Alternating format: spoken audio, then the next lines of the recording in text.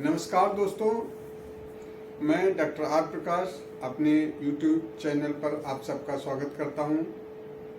आजकल भीषण गर्मी पड़ रही है, जिसमें लू लगना एक आम समस्या हो गई है। तो आज मैं लू लगने या हीट स्ट्रोक के विषय में बात करूंगा। कृपया वीडियो को अंत तक देखिएगा, ये बहुत ही आप सबके लिए लाभप्रद होने वाला है। तो दोस्तों, शुरू करता हूं।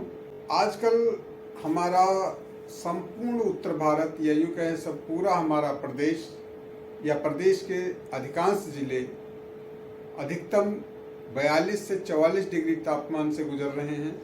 ऐसे में यदि कोई व्यक्ति बहुत देर तक घर से बाहर धूप में या गर्म वातावरण में रहता है या काम करता है, उसको कुछ लक्षण प्रकट होते हैं, जिसके आधार पर हम ये कहते हैं कि उसको लू लग गई है।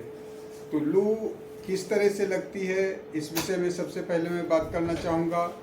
लू लगने का सबसे बड़ा कारण होता है देर तक धूप में या गर्म वातावरण में रहना। ये कैसे लगती है? हमारे ब्रेन में एक हाइपोथैलेमस होता है, उससे कई तरह के हार्मोन्स निकलते हैं कुछ ग्रंथियों से। तो ये हाइपोथैलेमस ही हमारे शरीर के तापमान को नियंत्रित करता है।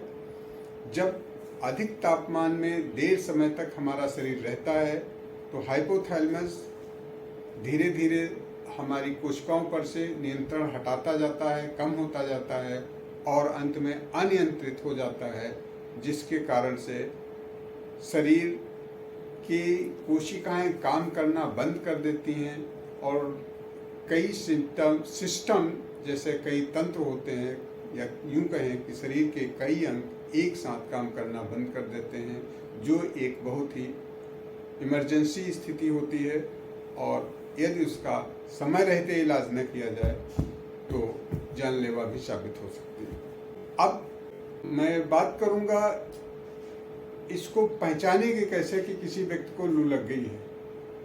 इसके कुछ लक्षण प्रकट होते हैं जो हमें दिखाई देते हैं, कुछ रोगी महसूस करता है, जिनके आधार पर हम ये तय करते हैं कि इस व्यक्ति को लू लगी है।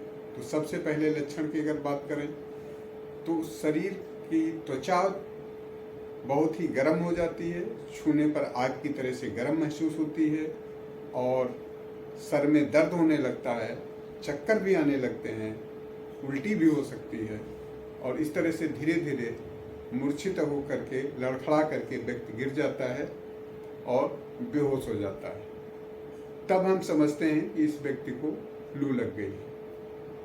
अब अगर बात इसके निदान की जाए, इसका उपचार कैसे किया जाए, तो उपचार करने के लिए सबसे पहले रोगी को हमें छायादार स्थल पर, यानी कि जहाँ पर टेम्परेचर कम हो, वहाँ पर लाना रहता है। ऐसी स्थिति में हम देखते हैं कि अगर पास में कोई डॉक्टर है, कोई क्लिनिक है या कोई स्वास्थ्य केंद्र है, वहाँ पर ले जाते हैं।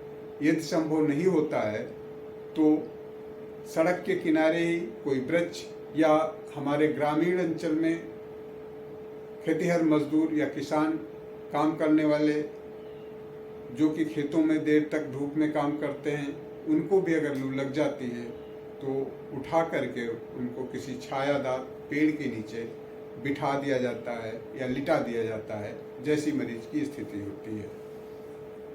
उसके बाद उसको पानी से नहलाते हैं। नहीं अगर इतना पानी होता है तो पानी से कपड़ा भिगो करके उसके शरीर पर, पूरे शरीर को स्पंज करते हैं, जिससे उसके शरीर का तापमान धीरे धीरे कम होने लगता है।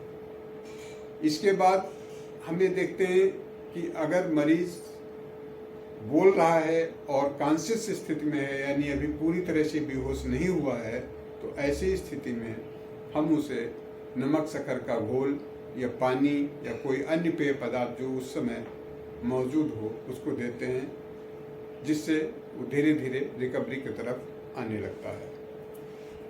यदि ऐसा संभव नहीं होता है कि वो मुंह से कुछ नहीं ले सकता है, तो साथ में उसे हम रिहाइड्रेट करते हैं। रिहाइड्रेशन का मतलब होता है जो शरीर से पानी या शरीर का फ्लूइड निकल गया है, जल गया है तापमान की वजह से, टेम्परेचर की वजह से उसमें बहुत ज़्यादा पानी नहीं रहा है शरीर में, और शरीर की त्वचा पूरी तरह से ड्राई हो गई है, सूखी हो गई है, तो उसे शरीर को पानी की ज़रूरत है। ऐसे में हम उसे ड्रिप लगवाते हैं या वेंस के जरिए, नसों के जरिए से उसको बॉडी फ्लूइड दिया जाता है, जो धीरे धीरे बाद में रिकवरी होने लगती है मरीज की और वो स्वस्थ हो जाता है। यह तो निदान की बात रही, उपचार की बात रही। यदि हम बात करें कि ये सारी समस्याएं हो ही ना, किसी को लू न लगे, उससे कैसे बचा जा सकता है, या लू लगे तो हमारे शरीर को कम नुकसान हो, इसके लिए मैं कुछ सलाह देना चाहूँगा।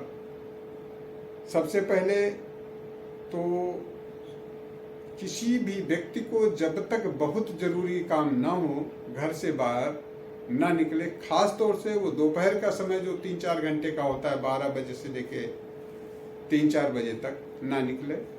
और ऐसे में जिनकी रोग प्रतिरोधक क्षमता कम है, जैसे बुजुर्ग हुए, गर्भवती महिलाएं हुई, छोटे नवजात शिशु हुए, बच्चे हुए, इनको तो बिल्कुल ही नहीं बाहर निकलने देना है कि इनको लू लगने की चांस जो हैं ज़्यादा होते हैं। दूसरा, अगर किसी को निकलना ही पड़ता है घर से बाहर तो सुबह शाम निकले।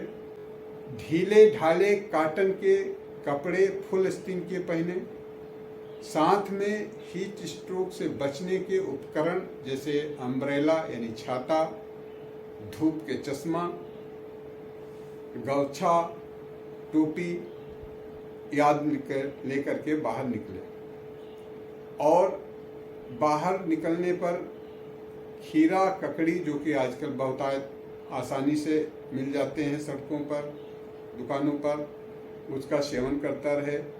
बीच बीच में गमछे से या बड़े रुमाल से पानी में गीला करके उस कपड़े को अपनी गर्दन को, अपने चेहरे को, अपने सर को बराबर पोंछते रहें, जिससे डिहाइड्रेशन की समस्या या टेम्परेचर ज़्यादा बढ़ने की समस्या कम हो सके। इसके अलावा मैं बहुत ज़्यादा पानी पीने की सलाह भी दूंगा।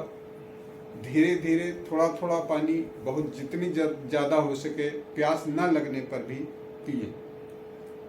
एक बात ज़रूर यहाँ पर विशेष तौर से कहना चाहूँगा कि बाहर बिकने वाले शीतल पेय पदार्थ जैसे गन्ने का जूस, बेल का शरबत, शिकंजी, नींबू पानी, इन सब का सेवन कदाप न करें, क्योंकि इनसे पेट खराब हो सकता है और लू लगने से पहले से ही डिहाइड्रेशन हो रखा है, और अगर कहीं गैस्ट्रिक प्रॉब्लम हो गई तो उल्टी और दस्त होने की वजह से और डिहाइड्रेशन हो जाएगा, जो कि स्थिति बहुत गंभीर हो जाएगी। आप सबसे यही अनुरोध करूंगा कि घर के ही बने हुए शीतल पेय पदार्थों का इस्तेमाल करें, जैसे लस्सी, जैसे नींबू पानी, शिकंजी, आम का पना इत्यादि का सेवन बहुतायत मात्रा में करें।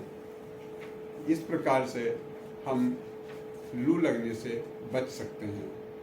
तो ये आज के वीडियो में इतना ही कहना चाहूँगा, और आखिर में आप सबसे ये रिक्वेस्ट करूँगा, ये अनुरोध करूँगा कि हमारे चैनल को सब्सक्राइब ज़रूर करें, और यदि ये वीडियो आप सबको पसंद आया हो तो इसे लाइक और शेयर करें, तथा नीचे कमेंट बॉक्स में अपने कमेंट ज़रूर लिखें।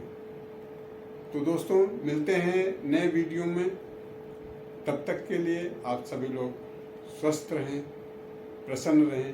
नमस्कार।